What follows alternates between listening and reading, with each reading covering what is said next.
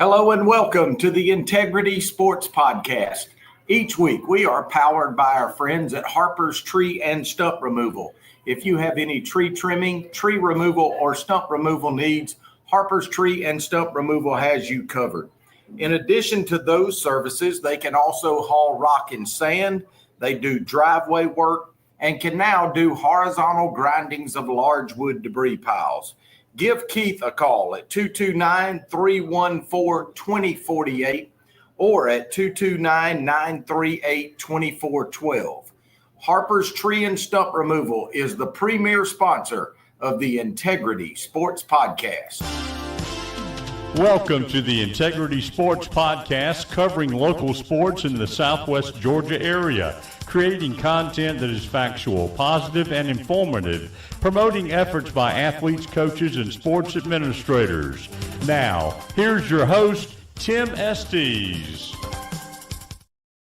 Hello, and thank you for making the Integrity Sports Podcast a part of your weekly routine. Scott and I are live at the Roman Oven Pizzeria in the Americas Village Shopping Center. Stop by and say hello to us.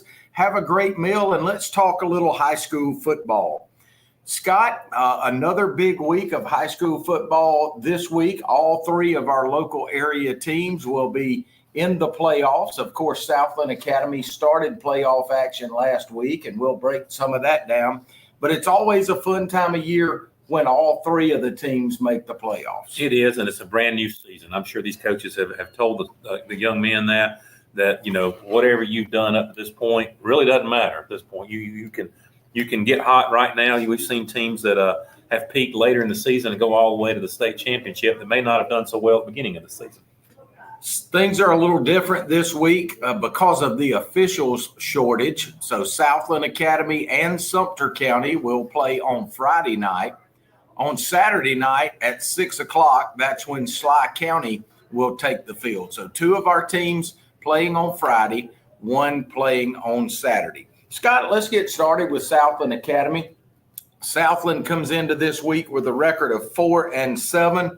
Last week, they competed in the first round of the GIAA Class AA state playoffs and got a big upset win over Briarwood, 30-14 down in Sandersville, and you got to be happy for Chance Jones and his squad, who've been knocking on the door, competing with some really good teams, and finally broke the door down. They have played strong. We've noticed, especially in the tail end of the season, what I just said a few minutes ago, it seems that they're peaking. I mean, they're playing so much better right now than they were at the beginning of the season. They've gotten comfortable with the new system.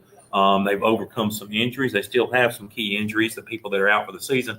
But they, you know, I accused you last week, since you picked them to win and I picked them to lose. I said, well, you just hustled me. You didn't tell me that big running back on the other side was hurt. You did not know about it. You didn't know. And the thing about that particular game, I know you're going to rehash it, but one thing that stood out to me is that Southland came out of the gates and scored twice, almost three times before they even kind of knew what was going on. Absolutely. And had that, you know, they had opportunity for a pick six. And I mean, if that pick six early in the game, if it would have, I mean, they won big, but they could have really put the death nail in them early on if you go up three scores before they've actually even got their offensive legs under them. Absolutely. So that takes them to the semifinals. There's four teams left in GIAA Class AA. The matchup this week, Southland travels to Sandersville to take on the Brentwood War Eagles. Brentwood comes into the game at 9-1. As you go through their schedule, Scott, Brentwood played a few good teams. Their only loss was to Lake Oconee Academy, who is a GHSA Class A Division II team, and you and I are pretty familiar with them from our time at Schley County. Mm-hmm. But Brentwood coming in a very good football team. Here's a few things that we've been able to find out about the Brentwood War Eagles. They're led by a sophomore quarterback. His name is Baylor Cobb. He's thrown for 1,022 yards on the season and 16 or 15 touchdowns. He's only had one interception. So 15 touchdowns, one interception. The young man has really played well. He's going to be complimented in the backfield by a senior running back, Zach Denton, He carries the load on the ground. He's got 1,004 yards and 12 touchdowns. Over the second half of the season, they've had this freshman running back that's really come on. The freshman's name is Trey Robinson. He's come on strong in the second half, and in the last 5 games, he's got 12 touchdowns and has rushed for 734 yards. So a 1,000-yard passer and a 1,000-yard rusher, and another guy that in 5 games, if you go by the per game breakdown, has done better than their number 1 running back. Sounds very familiar to last week's team. Absolutely. So a very balanced attack. Defensively, Scott, they don't really have that one player that stands out. They had 5 or 6 players that had between 20 and 30 tackles.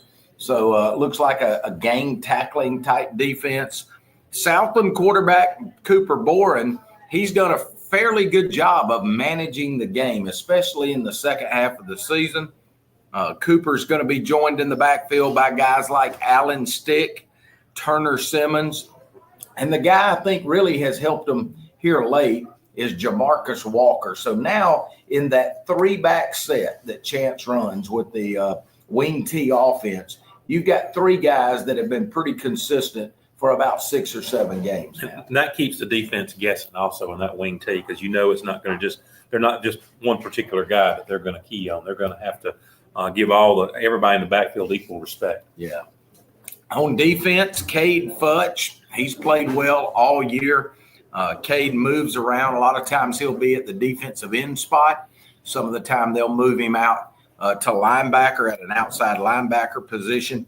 Christian Short, who was hurt for a little while, is back and fully healthy. He's the guy that had the pick 6 to really seal it this past week. And, of course, Ethan Beck, who also was banged up a little bit during midseason, is now back at full strength.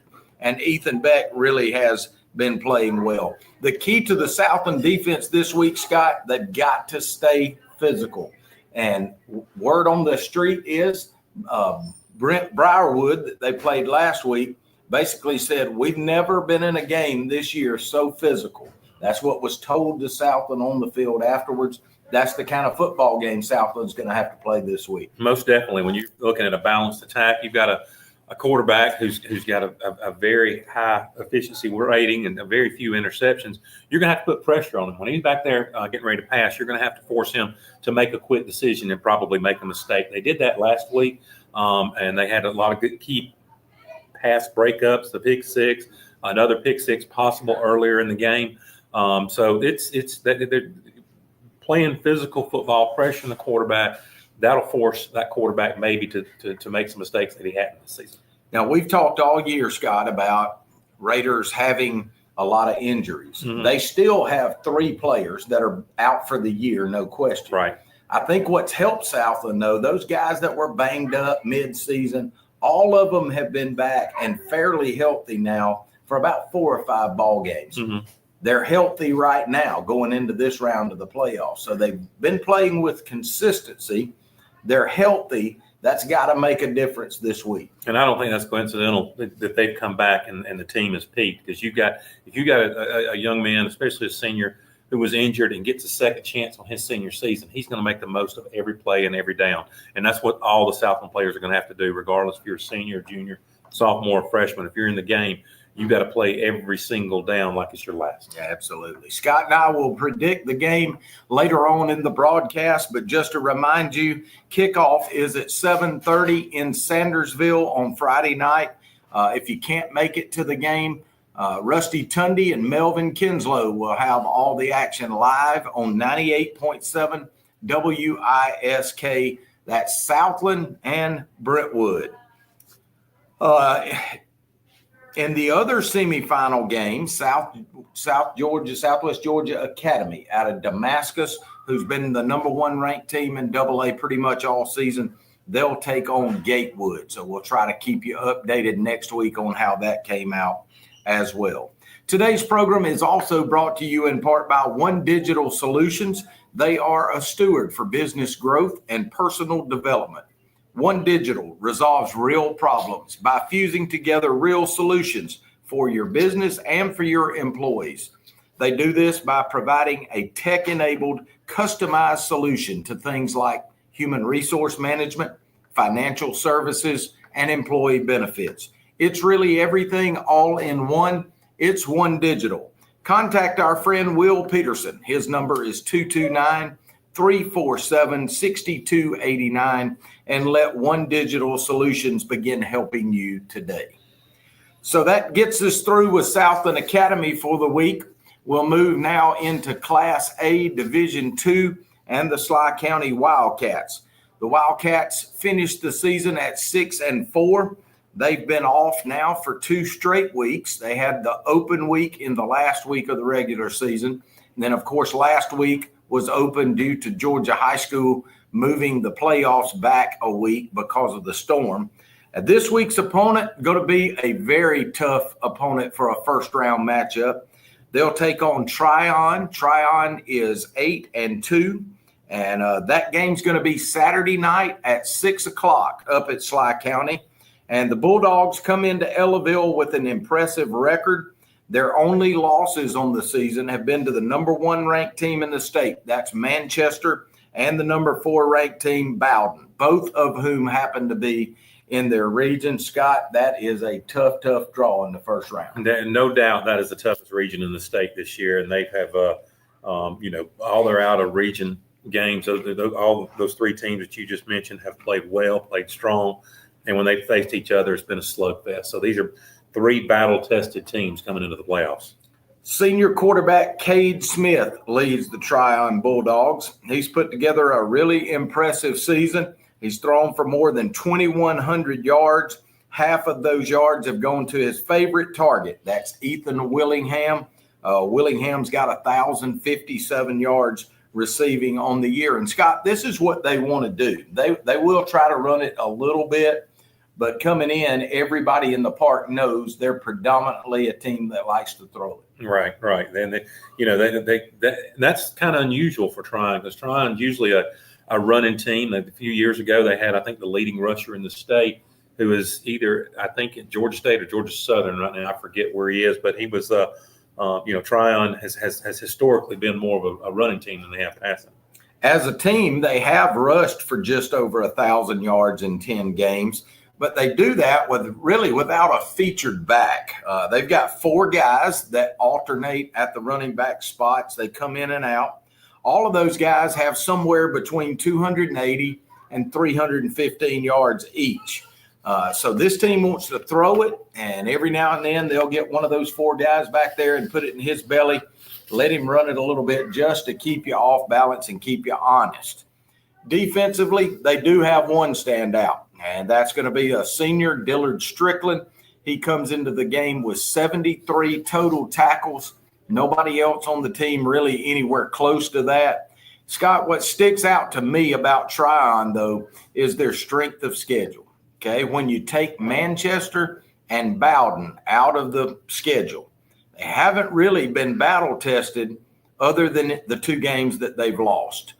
Manchester beat Tryon 34-7, and then 2 weeks ago, Bowden beat Tryon 42-16. So both times they've played an elite level team, it's been a blowout. The rest of their region and the rest of their non-region games have been against much lesser competition, and Bowden certainly came out on top there. Historically, I've seen Tryon several times in the past 20, 25 years play. Historically, they're going to be like a Brookstone, like we used to have in our region.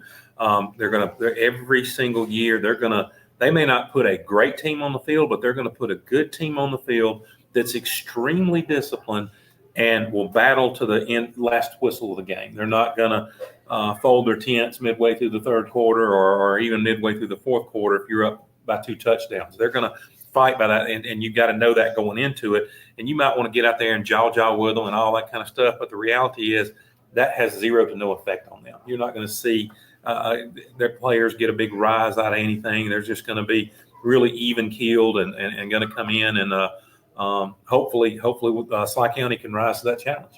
Let's talk a little bit about Schley County. We've got an excellent quarterback play from the junior Blake Weldon. This has been his first year as the starting quarterback. he's really performed well, throwing for over 2,000 yards.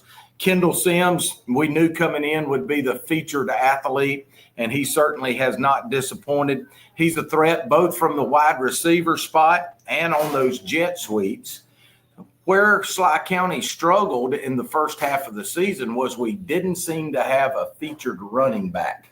And we seem to have solved that problem with Amir Nelson. He's really been running the football hard. He's had about 5 or 6 games now where he's just kind of steadily progressed. Jeremiah Johnson also comes in and gives a blow and does a good job. And that's helped Fig, who started out as the featured back.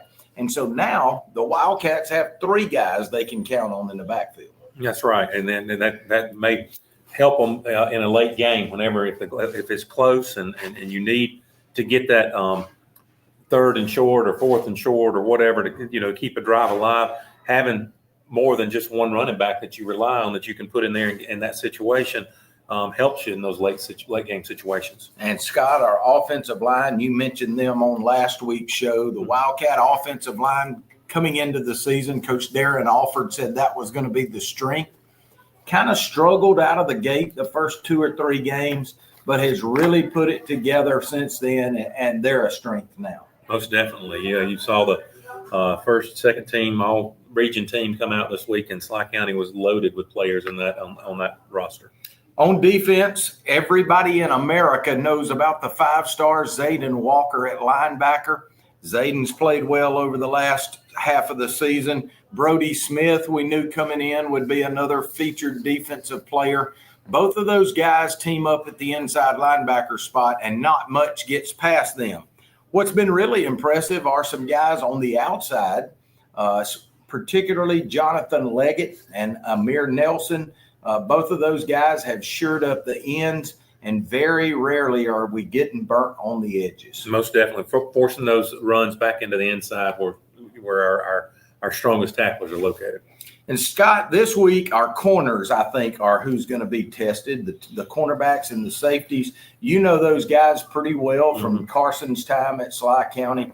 Talk to us a little bit about what those guys need to do Friday and Saturday night. The thing is these DBs, and it's just in their nature, they want to be challenged. I mean, you want people, just like you want your quarterback to be cocky, you want your DB to want them to throw the ball to you. And I think Schley's DBs are built that way. You're going to get opportunity. You're going to get opportunities to break up some pass plays. You're going to get opportunities to intercept some passes. Just be ready. Watch your films. The coaches tell you to watch your films. And, it's a lot better to sit there and recognize something from the film than to sit there and have to figure it out in the game sometimes. So most definitely the DBs, you need to put in your film time, and that'll help you out on Friday night. Don't get burnt deep. That's the big thing this week. No big plays. Keep everything in front of you. We do want to say hello to all the guys watching us at the University of Colorado football facility out in Boulder, Colorado. Scott, it's Parents Weekend this weekend. You guys are going out there. That's going to be a lot of fun. It was Parents Weekend last time. Okay. That's okay. No, it's You're just going for the fun. Just going. It's actually the big noon kickoff with Fox. What people don't realize, and what I've kind of got used to out there, is if it's big noon kickoff in Americus, Georgia, it's big 10 o'clock in the morning kickoff in Boulder, Colorado. So it's kind of hard to. I feel sorry for the players and all having to get ready and play a football game at 10 o'clock in the morning. But that's just kind of what the nature of it is out there. But yeah, we are as a fan base and parent base and all, we're super geeked up. We know we're going to a bowl game, but now we want the playoffs. So hopefully we can win out the rest of the season and let the chips fall where they may. Well, we certainly want to say hello to Coach Dion Primetime Sanders. Appreciate what you're doing out there. And, of course, Coach Michael Pollock, former Americus High School head football coach who's now on staff at the University of Colorado. And we appreciate you guys listening in each week. Our program is also brought to you tonight by the Marty McDonald State Farm Insurance Agency. They're located at 925 Martin Luther King Jr. Boulevard in Americus. You can reach them at 928-3686 or look them up on Facebook. Better yet, drop by and see Marty, Mary Lynn, or any of their fine staff and let them discuss your insurance needs with you. They can even do the famous discount double check. to ensure you're receiving all of the savings that are available to you. Thanks again to Marty McDonald State Farm Insurance for sponsoring this segment of the Integrity Sports Podcast. And like a good neighbor, State Farm is there. That gets us to the Sumter County Panthers, and there's a lot of excitement in town about the Sumter County Panthers. They have finished the regular season with a record of 9 wins and 1 loss. They were off last week due to the playoffs being pushed back. This week, because of the rating system in their classification, they will take on the Union County Panthers from up in Blairsville, Georgia.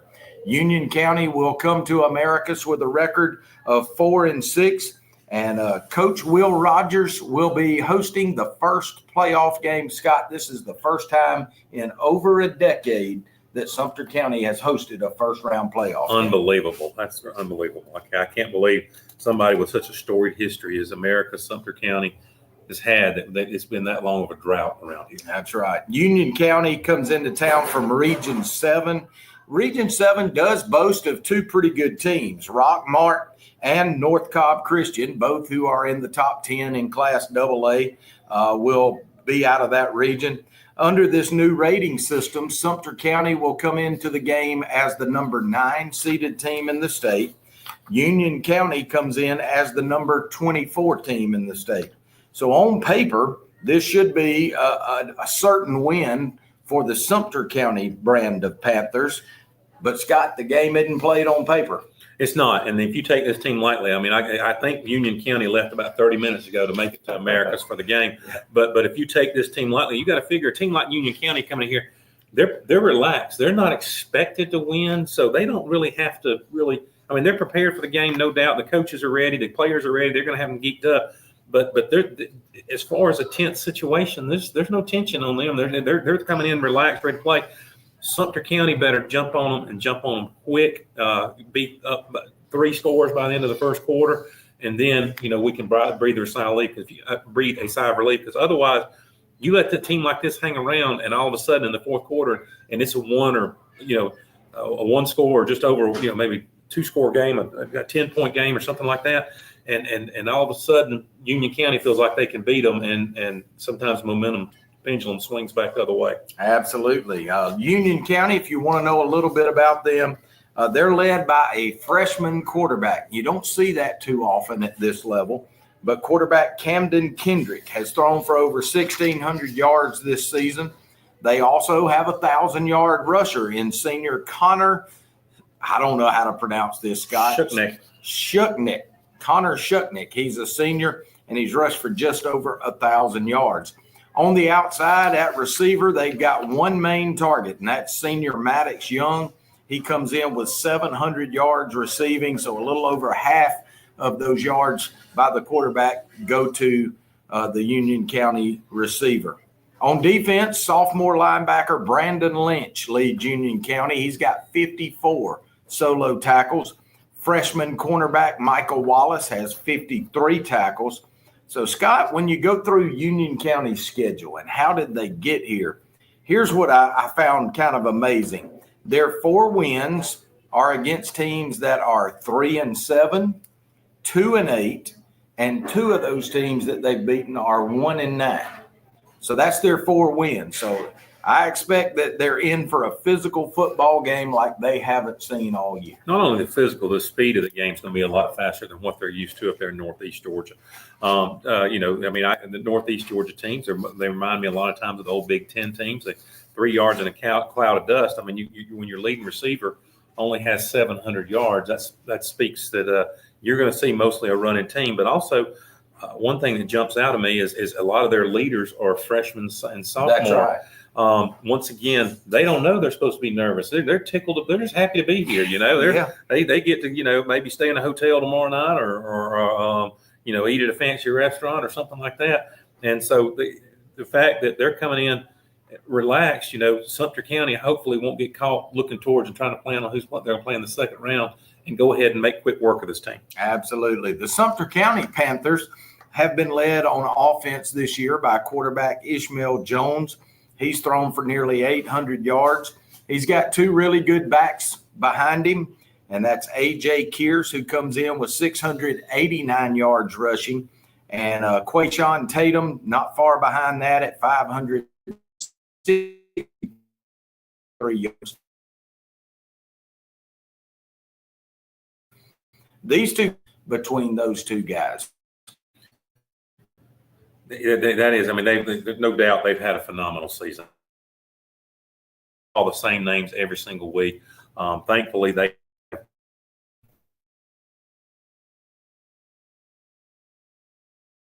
to the maybe the depth that the team has, and in addition to the strength and conditioning that they've had over at Sumter County. So hopefully they can just keep rolling. When you look at the wide receiver spot, Cordarian Leverett and DeMonte Reeves spot combined for 600 yards receiving. But the strength of this team, and we preach it, Kendall Thomas comes in at 48 tackles, Donovan Minner at 37 tackles, Walter Carter and for another 30 tackles. So those four guys are right there. You know, when you got 4 out of your 11 that are performing at that level, all they've got to do is really stand somebody up, and the rest of them come in and game tackle. They're so fast on defense. They fly to the football. So Sumter County will look to play good defense and let that offense get rolling on Friday night. Most definitely. That's, you know, when you just sit there and you stand up that runner and wait for the cavalry to arrive, that usually calculates and hopefully some turnovers for that'll land in Sumter County's favor. Kickoff is at 7:30. That's at Finkley Robinson Field at Alton Shell Stadium. If you can't make it to the game, Donnie McCrary and Logan Luton will have it live on 94.7, as well as Doug Gooden, and look forward to hearing that. Today's program is also brought to you in part by the Fish House Restaurant, located at 224 North Jackson Street in Americus. They offer some of the freshest seafood in all of Southwest Georgia. Whether it's fresh fish, shrimp, or catfish in the Seafood Center, or a hot meal and a cold drink in the Fish House next door, owner Mark Tyler and his staff want to serve you tonight. Give them a call at 924-5177 and place a to-go order, or sit down with them for a meal tonight. The Fish House is proud to sponsor the Integrity Sports Podcast. That gets us to a few area games, Scott, that aren't our 3 focus teams. Some pretty good games on tap. One that I don't think will be a good game is Lee County at 10-0 will host Habersham Central at 4-6. They're the number 4 team out of Region 8. You know, Lee County is a train that hadn't slowed down all season long. They've been a pretty easy pick each week. I don't think it's going to get any more difficult for them this week than what they've seen in the past when they've played some pretty strong teams. So I say they could literally give Habersham Central 50 points to start the game and still be winning by halftime. I did not see a point spread on the Georgia. Doesn't go into 3 digits. And that may be right. I mean, you know, they had every right. game with a point spread except the Lee County game. It's like those speed things when you go through these small towns. I tell you your speed, you know, one time those won't go up 3 digits. So you're going with Lee County. Most definitely. Yeah. Yes, I'm right there with you. Macon, they'll host 6. Macon County, according to the Maxwell rating systems, is an 18-point favorite. Right. I think that's probably conservative in this game. I think that Macon County will win this one easily by 35. All right. Macon County, I'm going to say, is going to win that handily as well. Taylor County, up where our Butler, Georgia studios are, they come in at 7-3. They'll be on the road in a very hostile environment up at Bowden to take on Bowden, who's 8-2. Bowden, according to the Georgia High School Football Daily, comes in as a 37-point favorite. And a lot of that's based on previous years, obviously. I mean, Bowden has had a pretty good run here recently. Taylor County has had a really good season. I mean, they're 7-3. They played the teams. They won the games they were supposed to win, and they stayed close. And some of the ones they probably should have lost by a good bit more. But Bowden's going to be too strong for them. I mean, Bowden's going to win this game. It's another one I think probably be over by halftime. As I got to looking at this game, Scott, I wanted to mention this tonight. We've talked about what a good job Coach Byram's done up at Taylor County. Mm-hmm. He had a great game plan a couple of years ago against Schley County that was ball control, and it frustrated Schley County, and the score never got out of hand. Right. He's going to have to go into Bowden with that same mentality. Most definitely. And Bowden, you get up there and they got the turf field. They got the LED lights. They got the big scoreboard with the screen. And the pictures. And then they got the recruiting program they have up there. So reality is it's just a tough hill to climb. So we're going to go with Bowden winning that one over Taylor County. And then Marion County, they're 5-5. They've got to go on the road to take on the number one team in the state, the Manchester Blue Devils. Manchester comes in at 8-1, and they are a 41-point favorite. I think this is another one. These four games are going to be a lot easier to predict than our next three. Yeah, absolutely.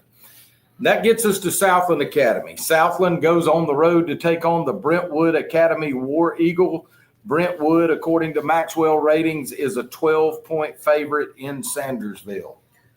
Last week I picked against Southland and they won. I mean, just like with it's no question where my loyalties lie. But if that gave them the extra motivation to prove me wrong, then so be it. I'm going to pick Brentwood again.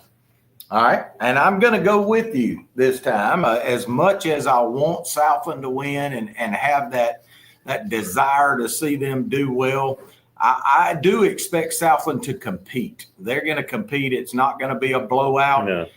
But I think Brentwood, with their numbers on the roster and the schedule that they've played, I think Brentwood will find a way at home to win it.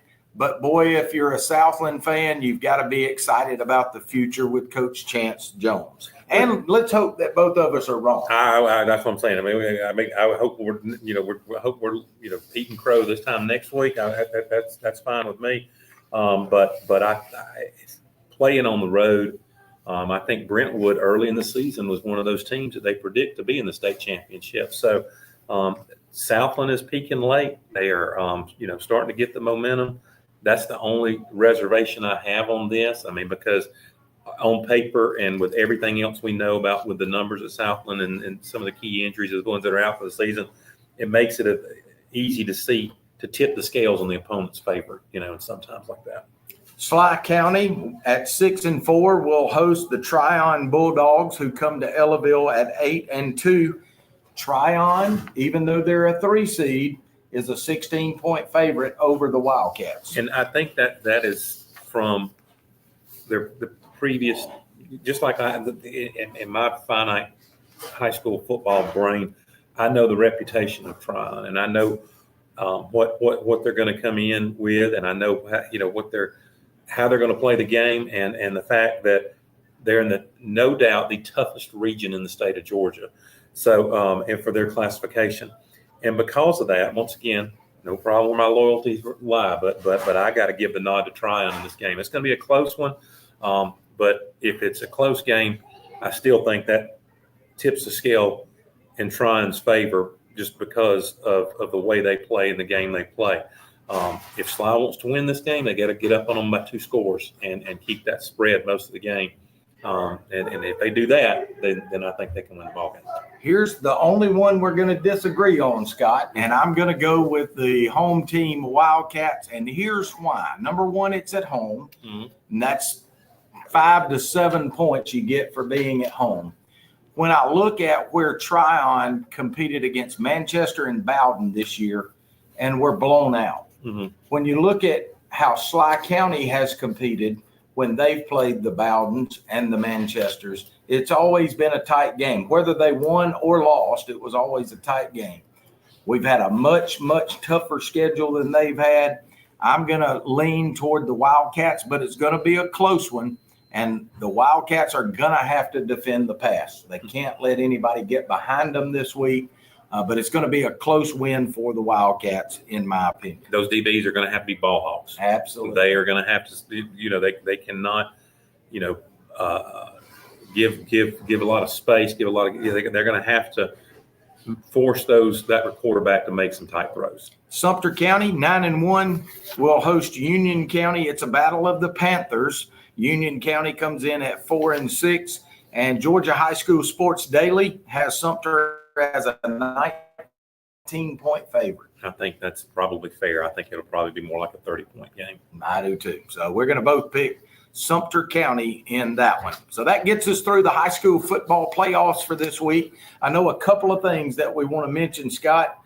First of all, I think you were mentioning to me that the Schley County competition cheer squad is in the state cheer competition this weekend. And tomorrow. I think it starts tomorrow. And, you and I both being former cheer dads. Yeah. knows how tough that is. The only frustrating thing and about high school competition cheerleading, I never figured out how to score it. It's so subjective. Oh my gosh, man! I'm telling you. I mean, you sit there and this person, their routine was a little tough, or not. I'm telling you, they're going to have to come down with some sort of scoring thing that I can understand with that. Me too. I tell you, because you sit there and you think we hit a home run at that, and then next thing you know, you're 7th out of 8 teams, and so that's the only thing. But I want our cheerleaders to do well, but man, they got to come up with something that can to make us lay fans at least understand. That's right. The Schley Schley County Cheercats finished 5th during the regular season meet competition. So in the sectionals, they finished 5th. Those same teams will be in the state competition. So we wish the Schley County Cheercats the best of luck in the state cheer competition. Also wanted to mention that college basketball is on the hardwood now. Last night, the Georgia Southwestern men's basketball team had a big 72-71 win in the home opener over the University of West Florida Argonauts. It's a fun time of year here in Southwest Georgia when you've got South Georgia Technical College men and women's basketball, as well as Georgia Southwestern men's and women's basketball. and high school basketball. And high school, yeah. They've got Coach Aldridge, I know, is getting ready to start his career as a basketball coach at Schley County. So we'll see how that goes. We want to thank you once again for making the Integrity Sports Podcast a part of your weekly routine. Go by and support our sponsors. That's Harper's Tree and Stump Removal, One Digital Solutions, Marty McDonald State Farm Insurance, and the Fish House. Make sure and like and share this video with your friends. Scott, for the 9th straight week now, we have been over 3,000 views for the program. So thank you for that. And please go and subscribe to our YouTube channel. We'd like to get over 1,000 subscribers for that. I told you, Tim, we've got to, like I told Tony Smith, we've got to get some sort of scandal for us to really get a lot more viewers. We got to have one of us got to get arrested or get caught doing something we shouldn't be doing. Then maybe we'll get some more. I'm going to have to leave that to you, I'm going to have Scott. to open the door for you to do that this weekend. So for Scott Westbrook, I'm Tim Estes. Thanks for watching. So long, everybody.